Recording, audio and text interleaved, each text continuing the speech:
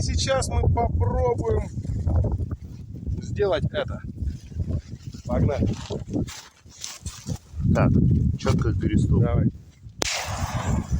Так, смотрим. Температура горения ракеты несколько тысяч градусов, потому что это термит.